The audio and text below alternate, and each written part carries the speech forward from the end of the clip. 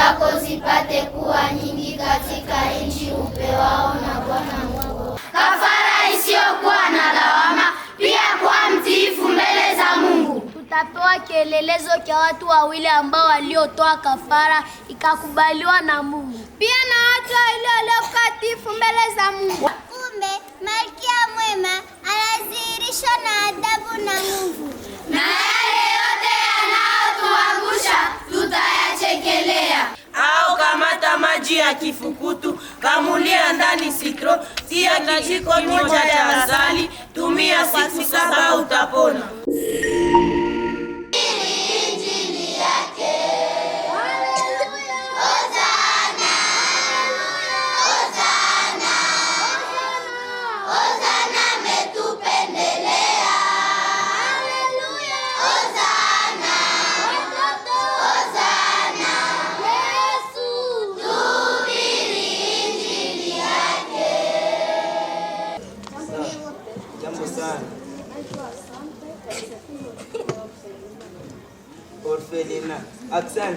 Jambo kundi la Bwana.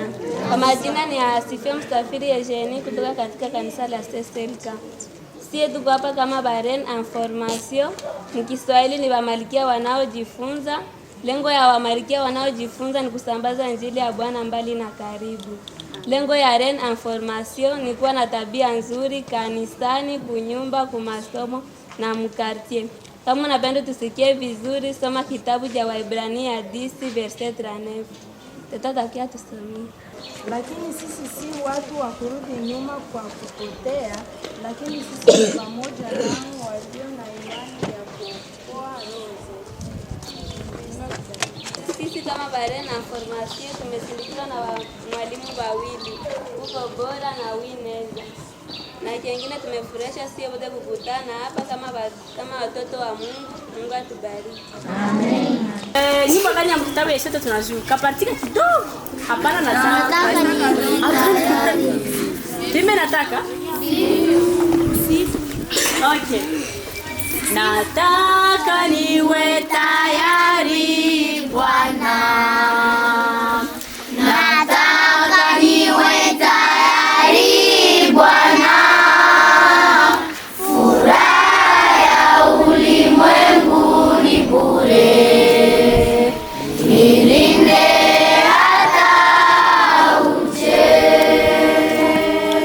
Nataka niwe tayari Bwana. Nataka niwe tayari Bwana. Furaha ya ulimwengu ni bure. Nilinde hata uje. Nyenyekeshe wote. Asante Mungu kwa ulinzi na upendo. Tangia asubuhi mpaka sasa umetulinda uhai wetu, upewe sifa. Amen. Umetulinda katika eneo tofauti, wa mbali na karibu, tumekutanania nafasi moja. Tumefika salama si kwa nguvu zetu, bali ni kwa nguvu zako. Tunasema jina lako lipewe sifa. Amen. Makosa na dhambi utusamee, utoshe na damu ya mwana kale Mungu Karuvali. Sasa tunakualika ili uje utushiriki, utuongoze yale ambayo tutajifunza yawe ya kukazisha imani yetu katika njia ya kwenda mbinguni. Tukafikia lengo kama watoto wadogo, tulasate jina lako. Amen. Endelea kubaki nasi katika programu zote, tunaomba ni katika jina la Yesu. Amen.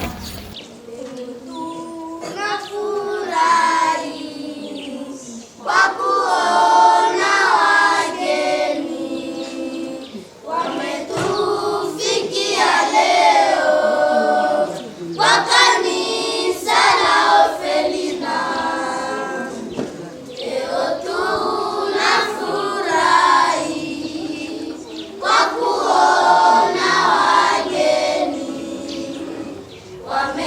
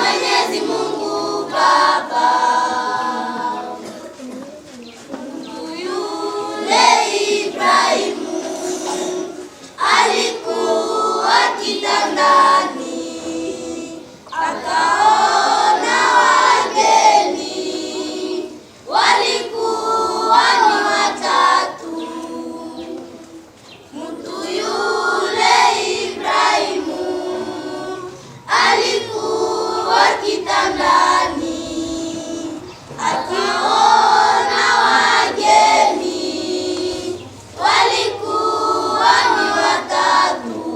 Ni furaha, ni ajabu kubwa sana, wageni wametufikia leo.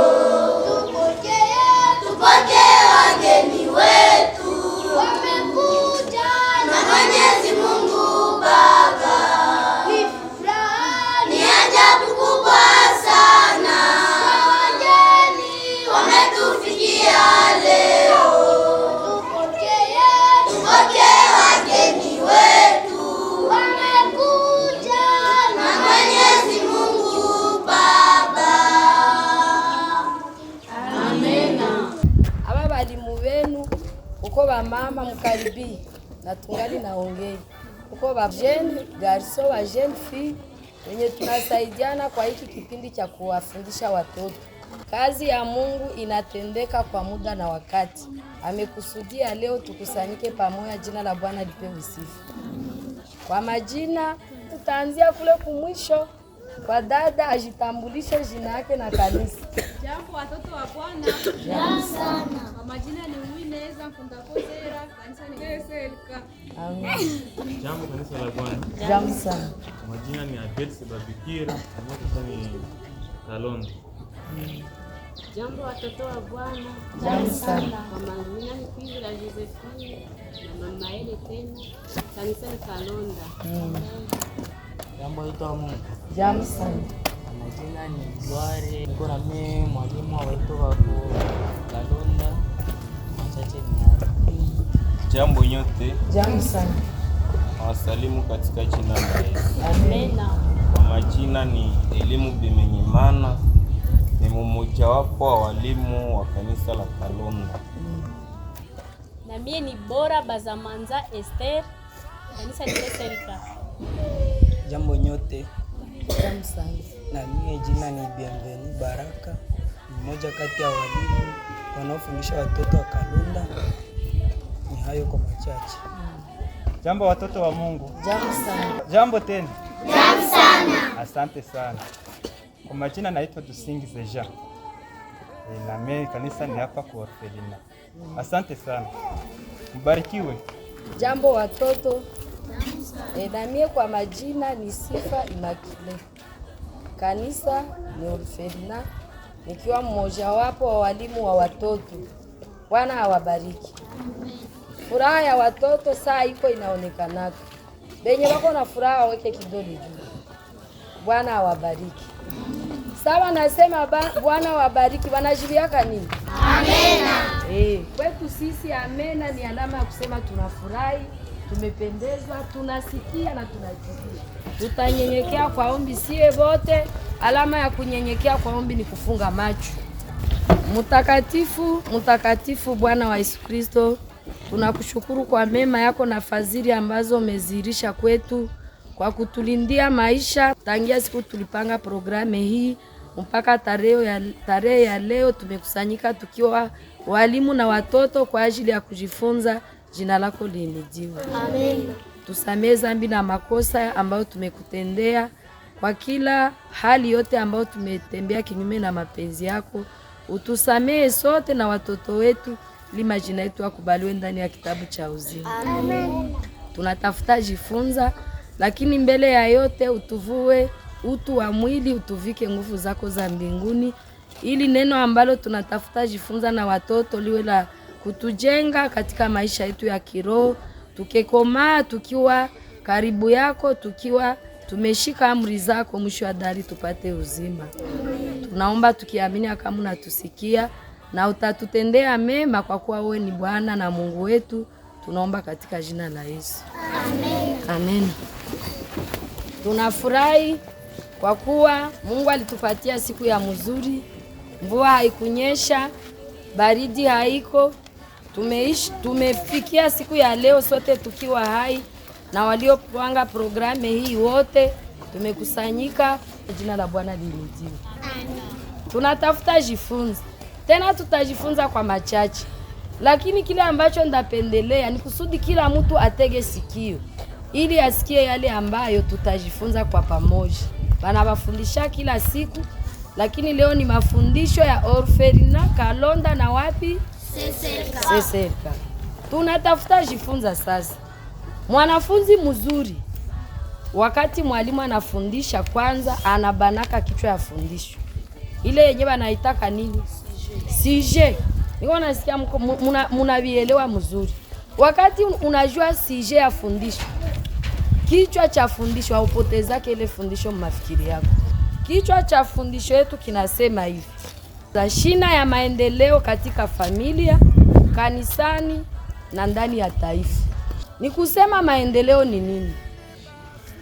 Unaweza panda muti inaota, ikishaota inakomaa, inaleta majani, mwisho wa kuleta majani inaleta maua, nyuma ya maua inaleta matunda wala mbegu.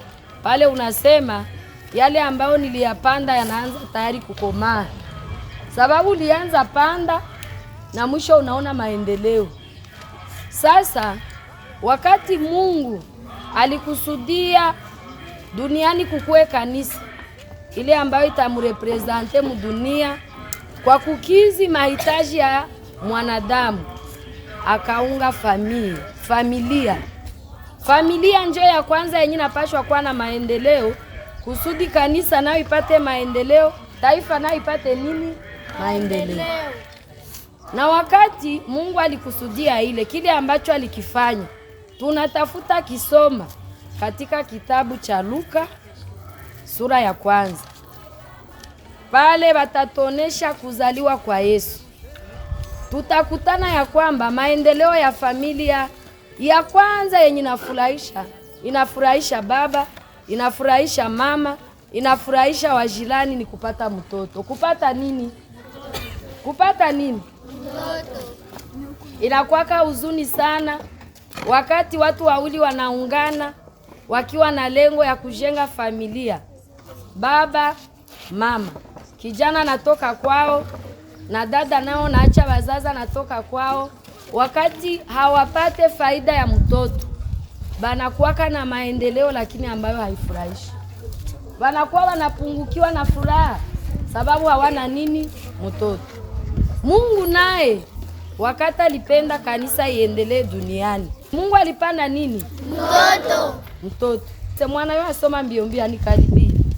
Kitabu cha Luka sura zake 2 fungo ya 10. Pale wanatafuta kutuonesha namna Mungu alipenda maendeleo ionekane ya kanisa. Hakukubali Yesu atoke mbinguni aanguke kudunia, hapana. Hakukubali malaika ndio akuye abifundishe na nakomana. Akaanzisha kumshusha mwana wake, yani Yesu Kristo, akageuka mtoto akazaliwa. Tutasoma na msomaji. Kitabu ni Luka 2 mstari wa 10. Malaika akawaambia, msiogope, kwani tazama ninawaletea ninyi habari njema ya furaha kubwa itakayokuwa kwa watu wote. Kwa sababu leo amezaliwa kwenu katika mji wa Daudi Mwokozi, ndiye Kristo Bwana. Amena. Ile ni maneno ambayo ilitoka mbinguni. Malaika alishuka akawakaribia wachungaji mahali walikuwa nachunga kondoo zao, akawaambia msiogope, kwa kuwa ninawaletea habari njema. Anawaambia, tazama mtoto amezaliwa kwenu, ambaye atakuwa tumaini la vizazi vyote. Yaani nani? Yesu Kristo.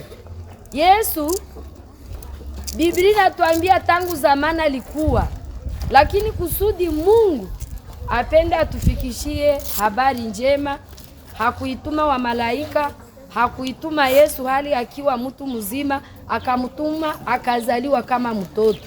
Na nyie mko watoto? Mko watoto? Watoto Mungu anawapendaka sana. Na wakati alizaliwa, akazaliwa kama na wewe alikuzalaka. Mama yake alimubeba kumugongo, mama yake alimunyonyesha zagisi na uli nyonyaka. Alichezaka naye michezo ya watoto. Ndio maana alianzia hali yake ya kanisa katika ubinafsi, hali ya mwanadamu. Kusudi kusiku wake mwenye aseme alikuwa kama Mungu. Ndio maana aliwezaka. Mina furahiaka katoto kamwa kaseseri kake kanatufundishaka kukipindi chetu cha Laissez les enfants venir à moi. Kanatufundishaka sa mtoto mzima sababu kalifundishwa. Mekangali kanini katoto. Yesu naye alikomala vile. Bora ukaribie. Tunaingia kwa ile Luka 2. Tunaenda ku 50. Ule mtoto Yesu alikuwa namna gani? Ule mtoto Yesu alijikamata namna gani? Utaanzia ku 49. 49 njo tuanzie 49 banasema Yohane akajibu akasema 46 wanasema alafu walianza mabishano katikati yao ya kuwa nani wao aliye mkubwa. Na Yesu akijua mawazo ya mioyo yao akatoa mtoto mdogo akamweka karibu naye. Akawaambia kila mtu atakayepokea mtoto huyu kwa jina langu anapokea mimi. Amena. Aseme kila mtu balikuwa na mabishano. Aba watu wako najiuliza, ni nani atakaye kuwa mkubwa katika ufalme wa mbinguni? Hawakuleta wa mandevu, hawakuleta wa venta, hawakuleta mzee wa kuzeeka njeo ataonekana wa mkubwa juu njiko na miaka ya mingi. Wakaleta mtoto mdogo. Kuya hapa we. Wakaleta mtoto mdogo wa namna hii. Yesu akamsimamisha katikati yao. Akawaambia, rudilia, akawaambia kila mtu atakayepokea mtoto huyu kwa jina langu anapokea mimi. Kila yeyote atakayepokea mtoto huyu kwa jina langu. Alitafuta sema nini? Alitafuta onesha kama ufalme wa mbinguni wenye wataingia kule ni wanaokuwa kama watoto wadogo. Huyu mtoto kemchokoza. Munagombana watoto wa mbili. Kukeisha 20 minutes tutakuta wale bebe waligombana tena bako na cheza. Huyu mtoto mama yake akemwambia seo, usiingie mule, wale walishatwima kuchumbi, usikwe naenda kwao. Anasema ndio. Mama yake akishaenda Birere, anaenda cheza ako makopo. Sababu yeye hakwake na fitina, hana chuki, hana limite, hawezi mwambia usiende hapa. Sababu angali na roho ya utakatifu. Hayaingiwamo na giza la dhambi. Hayamtawala sababu angali mtoto mdogo. Tunaenda ile nani de wende kude like de verset 50. Akashuka pamoja nao akakuja Nazareti akakuwa akiwatii. Lakini mama yake akashika maneno haya yote katika moyo wake. Yesu alizidi kuendelea katika akili na kimo na katika neema mbele ya Mungu na watu. Amen. Pale wanasema maneno makubwa. Aseme wakati Yesu hapa walikuwa katika sikukuu ya Pasaka. Mama yake Mariam, baba yake Yusuf. Mnajua majina ya wazazi wa Yesu? Mama yake ni nani? Maria. Baba yake Joseph. Ni kusema aseme wakati walienda katika sikukuu za Pasaka huko Yerusalemu. Sababu alikuwa mtoto mdogo sanyi. Waduza, diza, neva akapotea. Si tunapoteza watoto mkanisa. Unasikia tangazo inapita sema mtoto anaitwa fulana na vango ya vere, jua alishapotea. Yesu naye alipotea. Jua alikuwa na angali mdogo. Lakini wakati alipotea, wazazi yake walimtafuta siku 3 wakamupata. Ile neno yenye alibajibia yulu, ndio mimi napenda usome Karanefu. Karanefu anasema akawaambia, mulinitafuta sababu gani? Wakati alibapotea, walimtafuta lendi, wakamtafuta mardi, wakamtafuta mercredi. Wakasema vrema, mtoto alienda wapi? Matangazo ilipita. Ingekuwa ile siku kulikuwa matelefone, wangekuwa naitana kwa matelefone. Lakini balizunguruka Nazareti fasi yote. Wakafika na kule kwa kulikuwa sikukuu ya Pasaka. Wakalipomwona wakamuuliza mtoto wetu, ulienda hangaika, ulitupotea sababu gani? Yesu alijibia nini? Akawaambia, mulinitafuta sababu gani? Hamkufahamu ya kama imenipasa kufanya kazi ya baba yangu? Amen. Akabajibia seme, inamupasa kuzerera. Kuzerera? Hapana. inanipasa kufanya kazi ya nani? Ya baba yangu. Akawaambia hapa kwenye munaniona niko nafanya kazi ya baba yangu. Sababu kazi yenye alikuwa alitumwa ni ili akuye fundisha ulimwengu atuokoe katika dhambi.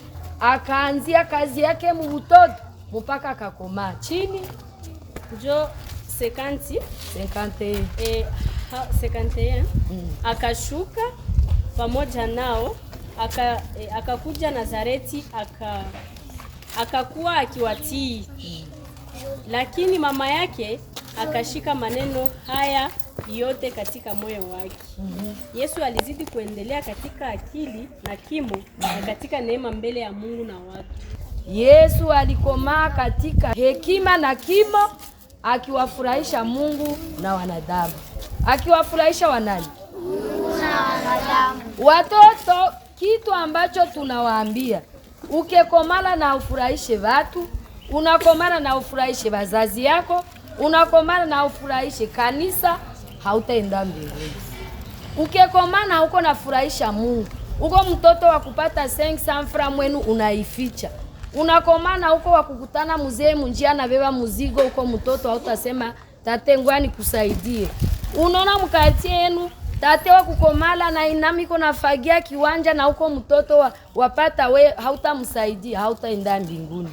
Aseme Yesu alikoma katika hekima na kimo, akimfurahisha Mungu na nini? Na wanadamu. Ni kusema unapokomaa na uko nafurahisha Mungu. Hii mafundisho yenye tunabapatiaka na ingine yenye munapataka mwenu munyumba, mulinzi ya kila asubuhi, kwenda anza sabato, kwenda kumafundisho ya kila siku. Aseme ile njoo chakula ya kukomarisha roho ya kila mtu, kusudi afiki yake kuwa mtoto wa Mungu. Aseme Yesu naye alikomaa katika hekima na kimo, akifurahisha Mungu na nini? Make ni kusema tabia yenye ulikuwa nayo na uko na 5. Sasa unafika mudiza na ile tabia ungali naye. Uko na komala kimo, me hauna hekima. Ukakuwa sawa huyu jeune garçon. Munaona kisa na refuka. Huyu wa kumupa makopo anaweza bicheza? Dori kakuya hapo. Huyu yeye sanaweza cheza makopo. Sababu kimo yake na ya ule hawako sawa. Ni kusema Mungu anapenda tukomae katika hekima na nini? Kimo ikekomaa na hekima ikomae. Na ile hekima ni kumjua Mungu. Kama ulikuwa unajua maverse za kidogo, ukisha komaa ujue za mingi. Kama ulikuwa hautii wazazi, ukishakuwa na umri wa miaka 5, 6, 7, 8, uyue kama amri ya 5 inasema heshimu baba yako na mama yako ili siku zako zipate kuwa nyingi katika nchi upewao na Bwana Mungu wako. Mwenye atazarau wazazi yake, Biblia inasema seme vibombo bombo vitamtoshaka ndani macho. Abakiena ni kipofu, abakie mudunia na hapendewe na watu. Huyu mtu naye alikosa mtoto, akamwomba kwa Mungu amupe mtoto. Tasoma verse 2. Samueli ya kwanza. Pale njoo utatusomee. Hii ni maombi ya mama ambaye alipungukiwa na kupata mtoto. Aliishi miaka mingi katika unyumba wake, akakosa mtoto. Lakini aseme alikuwa naomba maombi ya mingi kusudi apate mtoto. Alikuwa na franga, alikuwa na mafugo, alikuwa pamoja na bwana yake, alikuwa na familia za mingi, alikuwa na vitu vya mingi vya vinezi mletea raha. Lakini kwa kukosa mtoto akakosa raha. Samueli sura yake ni ya kwanza, mstari wake wa 9, tutaishia kumstari wa 10. Wanasema basi Hana aliondoka wakati walipokwisha kula na kunywa kwa Shilo. Na Eli kuhani alikuwa akiketi juu ya kiti chake karibu na nguzo ya mlango wa hekalu la Bwana. Naye mwanamke alikuwa na uchungu rohoni mwake, akaomba kwa Bwana na kulia sana na machozi. Akaiti kwa kiapo akasema, E Bwana wa majeshi, kama kweli utaangalia huzuni ya kijakazi wako na kunikumbuka, wala hutasahau kijakazi wako, lakini utampa kijakazi wako mtoto mwanamume, basi nitamtoa kwa Bwana siku zote za maisha yake, wala wembe hautapita kwa kichwa chake. Amen. Hii ni ahadi ya mama ambaye alikuwa na buchungu, alikuwaka na mangombe, alikuwaka na ndugu na marafiki, alikuwa mshiriki wa kanisa na anaendaka mbele za Bwana na wengine, lakini siku zote za maisha akakosa raha sababu alikosa mtoto. Alipomuomba Bwana akapana ahadi, akaambia Mungu, ukanipatia mtoto kijana, na mie ndamukutolea akuwe wako siku zote za maisha yake. Ya pili akasema, chuma ambao ni ya kunyoa nywele haitafika kichwani mwake. Vazamani ule ambaye alikuwa anabakia na hanyolewe ilikuwa alama ya kuwa mnaziri wa Mungu. Wenye wanapenda kuwa watumishi ya Mungu mtie kidole juu. Mungu awabariki. Tumesikia ya kwamba Yesu kusuda kuwe mtumishi wa Mungu, cha kwanza na ni mtoto, alitii wazazi wake. Ya pili, wakati kimo ilikuwa naongezeka, naye hekima inafanya nini? Inaongezeka. Wakati mama naenda kuvirere, usiende cheza makopo na uyafagia nyumba na uyasukula masani, ujue kama ulishakomala ufanye kazi za nyumbani ili uwafurahishe wazazi wako. Verse ya mwisho. Hii ni verse ya mwisho inatafuta kutuonesha Samueli naye alipendeza Mungu? Samueli naye alipendeza wazazi yake?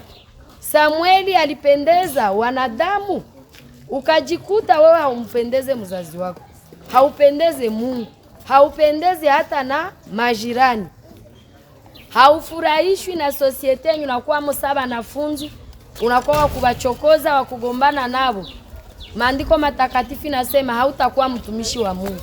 Mtumishi wa Mungu anapashwa kuwa na alama hizi mbili ambazo zinamudhihirisha. Kitabu ya Samueli ile ya pili, sura ya pili, mstari wa 26. Verse 26 banasema hivi. Naye mtoto Samueli akaendelea kukua, akakubaliwa na Bwana na watu vile vile. Ule mtoto Samueli akazidi kukua. Mkiswahili kingine wanasema akazidi kukomaa. Naye aseme alikomaa akimfurahisha Mungu na watu vile vile. Bwana Yesu asifiwe. Amen. Bwana asifiwe. Amen. Samueli na alifurahisha Mungu. Ndiyo? Ndiyo. Na nani? Alifurahisha Mungu na wazazi na watu pia.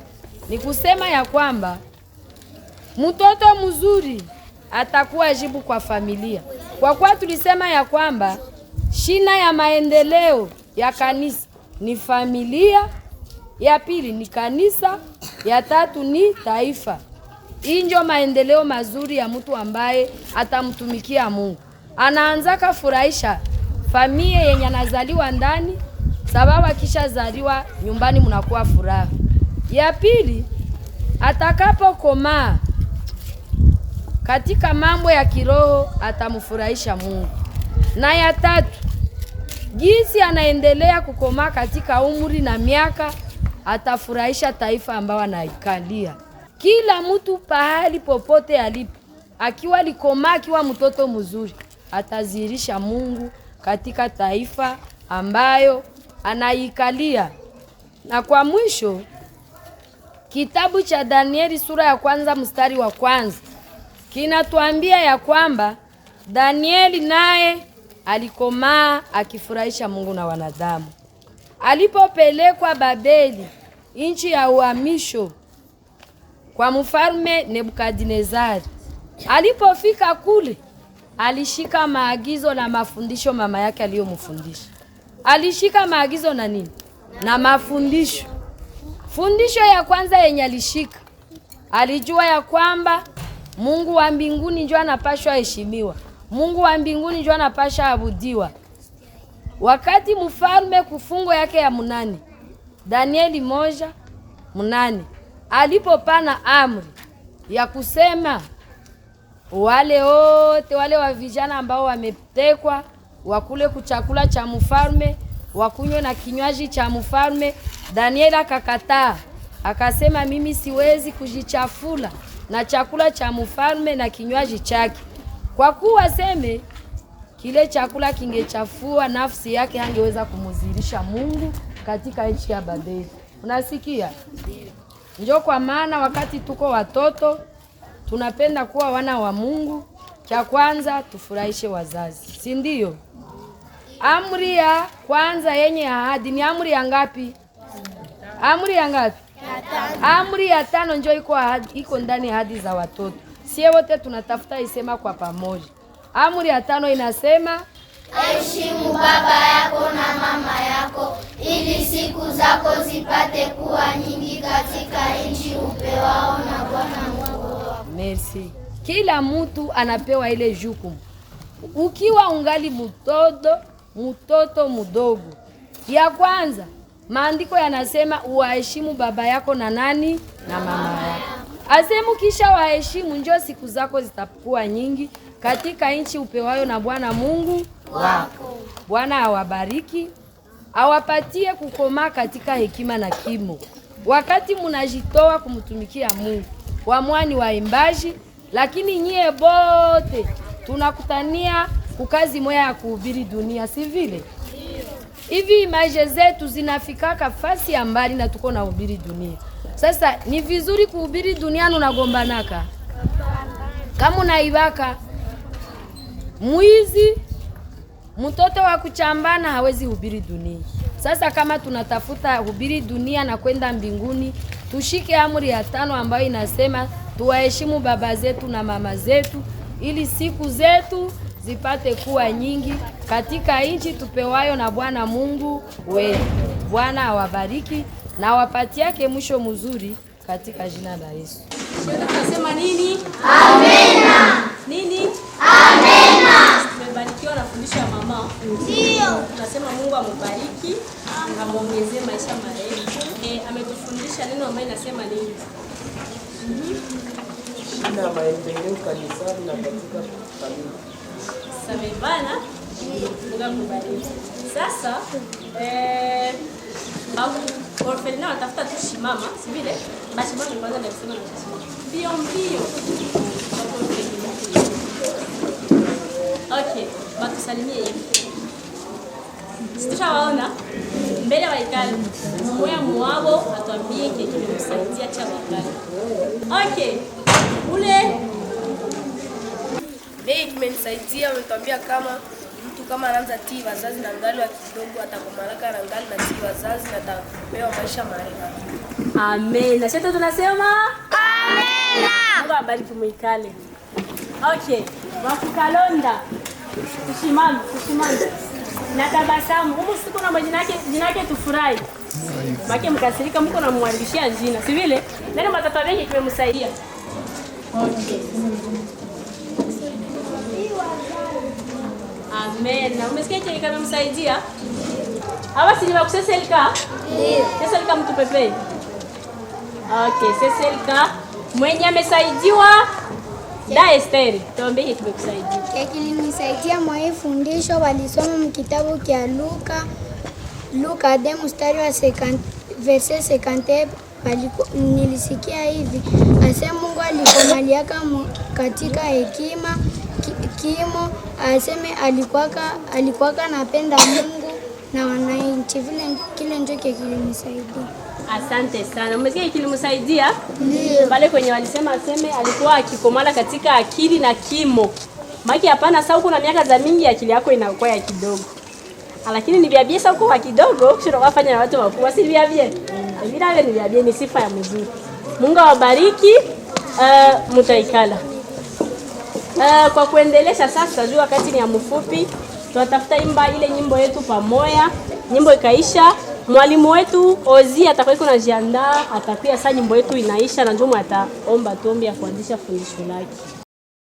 Tunashukuru Muumba wetu kwa neema kubwa ametupa watoto wake, katumanisha tuwa moja ametuokoa.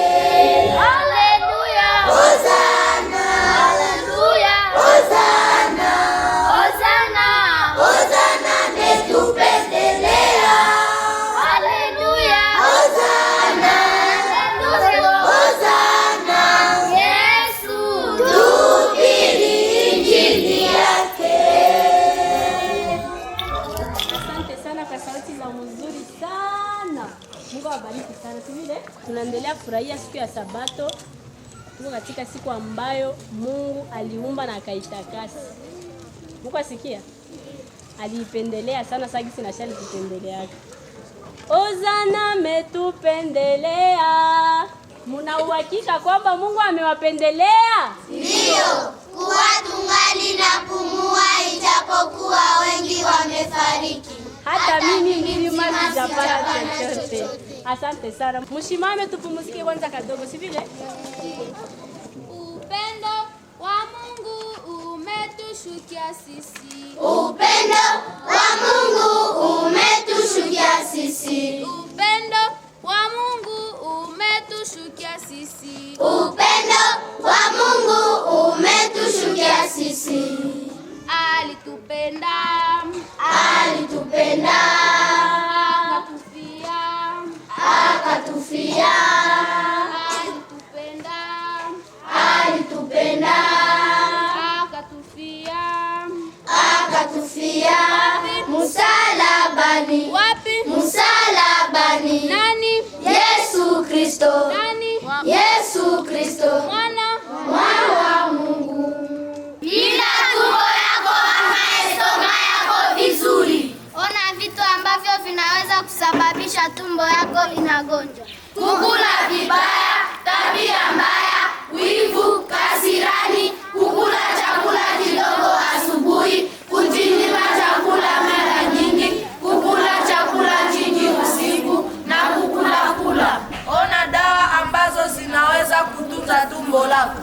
Moja, badilika kwanza na haya mazoea mabaya tuliyokwambia. Pili, kamata shu na karote na pome au kiazi mviringo, katakata kwa pamoja, utie vijiko viwili vya mafuta ya mizeituni, utumie siku 4. Au fanya jiayo, tumia mbele asubuhi na ingine jioni, yakila mafuta siku 4. Au kamata maji ya kifukutu, kamulia ndani citron, tia kijiko moja cha asali, tumia siku 7 utapona. Ndugu mpenzi, elewa kama kutokuwa na taratibu katika mlo husababisha kutokuwa na taratibu maishani. Kwa wageni. Kwa wageni. Kwa wageni. Basi kwa wageni. Mumetupenda leo. Mumetupenda leo. Mumetupenda leo. Mumetupenda leo. Mukatutembelea. Mukatutembelea. Mukatutembelea. Mukatutembelea. Twawaombea mibaraka kwa Mungu. Twawaombea mibaraka kwa Mungu. Twawaombea mibaraka tele tele. Twawaombea mibaraka tele tele. Jambo watu wa Mungu, tunawasalimu katika jina la Yesu. Leo tutawafundisha fundisho ambayo inasema kafara isiyokuwa na lawama, pia kwa mtiifu mbele za Mungu. Tutapewa kielelezo cha watu wawili ambao waliotoa kafara ikakubaliwa na Mungu. Pia na watu wawili waliokatifu mbele za Mungu. Warumi 12 mstari wa 1. Anasema nini? Basi ndugu zangu, nawasihi kwa huruma zake Mungu, itoeni miili yenu iwe dhabihu iliyo hai, takatifu ya kumpendeza Mungu, ndiyo ibada yenu yenye maana. Je, ni mtu gani ambaye Mungu alijaribu kwa kumtolea kafara?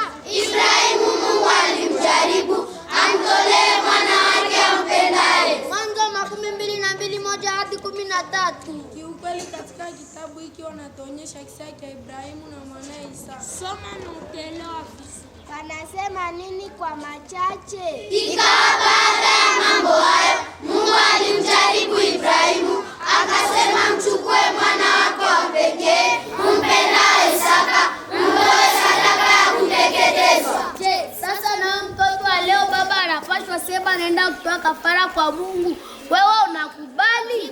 Ni hapana. Kwa sababu gani? Kwa sababu watoto wa leo wanayapenda ya dunia sana kuzidi ya Mungu. Sasa kafara ambayo tunaweza kutoa siku hizi ni kafara gani?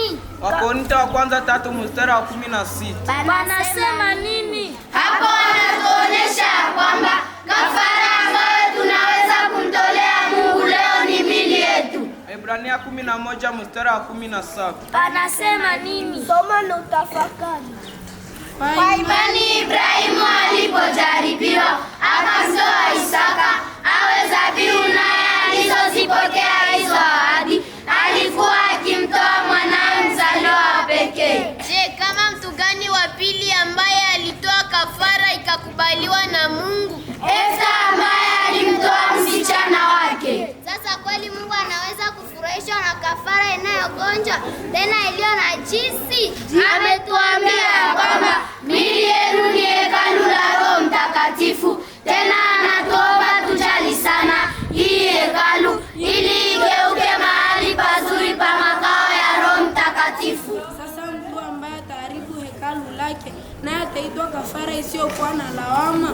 Samueli wa kwanza 1:1. Anasema nini? Samueli naye alikuwa mtiifu mbele za Mungu. Soma katika kile kitabu na utafakari. Sasa sisi watoto wa leo natupasa kufanya nini ili tumuige Samueli? Inatupasa kutii wazazi wetu. Bwana asema mwili huu ni hema ambalo litakaobomolewa makusudi Katika mambo yote ili mwisho wa dahari tupate uzima wa milele. Asante pia nanyi wazazi wetu, tunawaomba msaada wa maombi kwa sababu mwovu anazidi kutupiganisha katika mambo haya na kututupia mishale ili tusifanikiwe. Asante. Jambo kundi la Bwana. Sisi hapa ni Barena Formation. Maana yake wamelekea wanaojifunza.